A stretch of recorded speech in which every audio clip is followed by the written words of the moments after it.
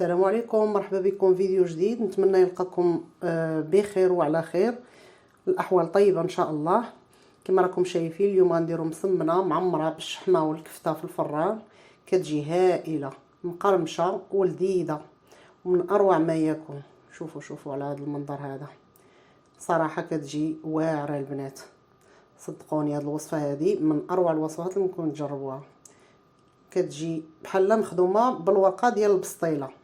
اول حاجه البنات اللي غادي نديروها هي اننا غادي نبريباريو العجينه شويه قبل باش غادي ترتاح وما تاخذش منا واحد المجهود في التوراق ديالها.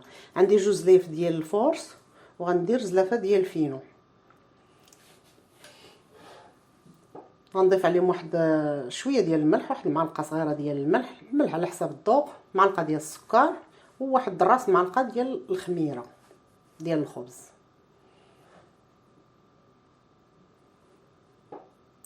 صافي وغادي نجمع العجينه ديالي بالماء دافي كما العجينه ديال المسمن. عجينه عاديه نجمعها ندلكها واحد شويه، ضروري ما ندلكوها واحد 5 دقائق على الاقل، ومن بعد نخليوها نرتحوها.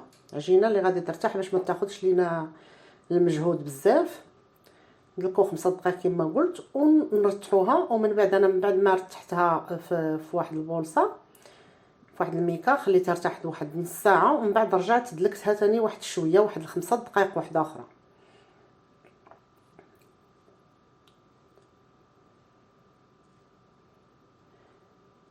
هكا الطريقه هذه ديال انها ترتاح العجينه كتنقص علينا بزاف ديال التعب صراحه.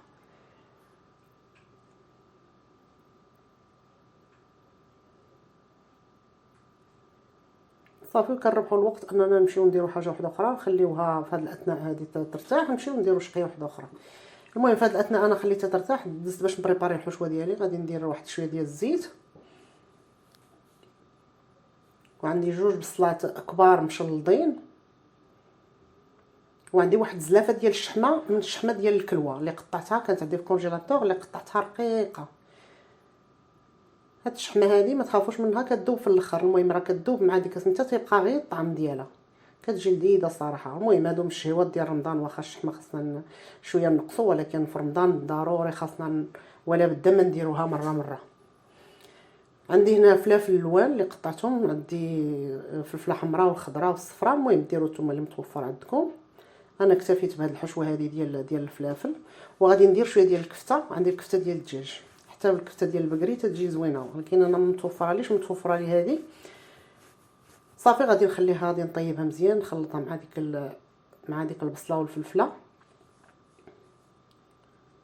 نحاول نسحقها شويه هكا باش ما تديرليش هذوك الكتل اللي غادي يقطعوا لي العجينه. هي كطيب وانا كنفرستها. صافي غادي ندير عليها واحد شويه ديال الثومه بودره. بالنسبه للتوابل انا درت غير التحميره وشويه ديال البزار، كنكثروش بزاف ديال التوابل فيها. عندي غادي ندير شويه ديال راس الحانوت، كيعطيها واحد الطعم صراحه، واحد النكهه ديال المسمن ديال امهاتنا. وعندي شويه ديال التوابل ديال معلقه ديال التوابل ديال الشاورما الا كانت متوفره.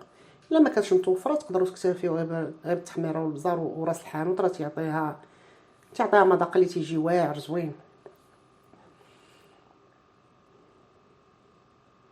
صافي من بعد طابت لي الحشوه كاع كامله، غادي نزيد عليها واحد شويه ديال القزبر والمعدنوس اللي غنضيفوه في الاخر كاضافه اخيره باش يبقى لي ديك النكهه ديال الربيع فيه.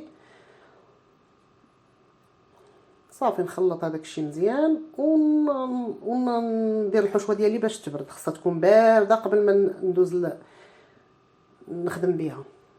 كما قلت لكم انا بعد ما ارتاحت ليا العجينه واحد نص ساعه زدت دلكتها وخليتها واحد 10 دقائق. من بعد غادي نبدا دابا نشكلها على شكل كويرات. غادي نستعمل شويه ديال الزيت ونديرها على شكل كويرات. انا هنا عطاتني 8 ديال الكويرات، ولكن غادي ندير بها جوج انواع ديال المسمن. المهم انا هنا صورت غير المسمنه ديال الفران، الاخرين درتهم في المقله. صافي غنغطيهم هكا من بعد ما شكلتهم، نخليهم يرتاحوا واحد شويه. من بعد دزت باش غادي نورق، غندير واحد شويه ديال الزيت اللي درت فيه شويه ديال التحميره البابريكا وشويه ديال الخماره ديال الحلوه. المهم هذيك البابريكا تعطيني واحد اللون زوين في المسمن. كديك التحميره ولا داك اللون الاحمر تيجي مدهب. صافي غندوز نطلق الكويره الاولى، نستعمل غير بشويه ديال الزيت. صافي غادي نجيب واحد غادي نسرح واحد 2 معالق كبار ديال الحشوه من بعد ما بردات بطبيعه الحال بحال هكا. ندير شويه ديال من هذاك الزيت لي صاوبت. صافي غادي نشكلها على شكل مسمنه مربعه.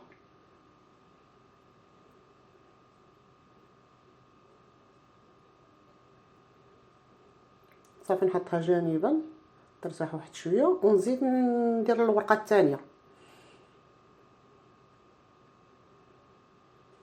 مسمنه ثانيه غنديرها بنفس الشكل حتى هي. غندير فيها الحشوه 2 معالق كبار حتى هي تقريبا هكا. نزلعهم هكا مزيان فيها ونوزعهم. الا بانت ليا شي كويره هكا ديال الكفته راه تنفرستها بيدي في هاد الاثناء هذه اللي رانا كنشكل. صافي ونحط هذيك المسمنه الاولى ونجمع عليها.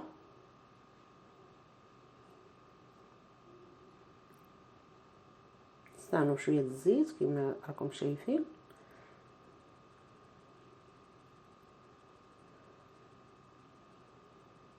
ونطلق الورقه الثالثه نفس الشكل،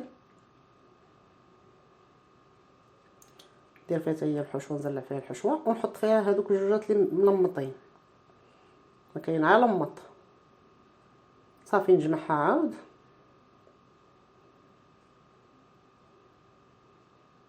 العجينه كل ما خليتوها ترتاح البنات اكثر كتعطي الطوعه. انا كنت مزروبه بزاف ما خليتهاش بزاف، هي كون تعطيها اكثر خليتها 10 دقائق بعد ما شكلتها، هي كون وقت اكثر تتساعد بزاف في الخدمه وتتجي العجينه مطلوقه.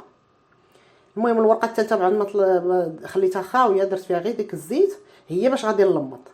صافي هذه المسمنه هذه هي اللي غادي ندير دابا انا في الفران. غنخليها ترتاح واحد 10 ديال الدقائق على الاقل، كل ما خليتوها ترتاح كل ما احسن. صافي غادي نجيب اللاطه اللي غتدخل الفران، غندير فيها بابي كويسون، ندهنو بشويه ديال الزيت وغنسرح المسمنه ديالي. في هذا الاثناء الفران راه شاعل، خصني نسخنو من قبل على 180 درجه. الفران شاعل من الفوق ومن التحت. انا في الاول درتها غير على العافيه من التحت حتى شدات شويه الطياب، عاد شعلت عليها من الفوق باش تحمرات. انا بغيتها تجي محمره مقرمله البنات كما راكم شفتوها في الاول الفيديو، بغيتها تجي مقرمشه. الا بغيتوها نتوما قل الطياب تخرجوها قبل. صافي هي انا ما درت ليها حتى شي اضافات من الفوق. تقدروا ديروا ليها الموتزاريلا، الجبن موتزاريلا من الفوق ولا اي نوع ديال الاجبان ديروا على شكل كراطه. انا خليتها هكاك سامبل حتى هكا جات واعره. صافي تقطعوا على شكل بيتزا تزينوها باش ما. المهم انا راه كنت وجدتها انا قبل الفطور حتى من بعد وغادي نعاود نسخنها، نقدر ندير لها شي اضافه واحده اخرى، ولكن هي هكا تتجي هائله. غنفتح معكم شويه باش تشوفوها من الداخل. كتجي مقرمشه صراحه بحال مخدومه بالورقه ديال البسطيله، مقرمشه وزوينه محمره من الفوق ومن التحت كتشهي. نتمنى تجربوها. شكرا، مع السلامه.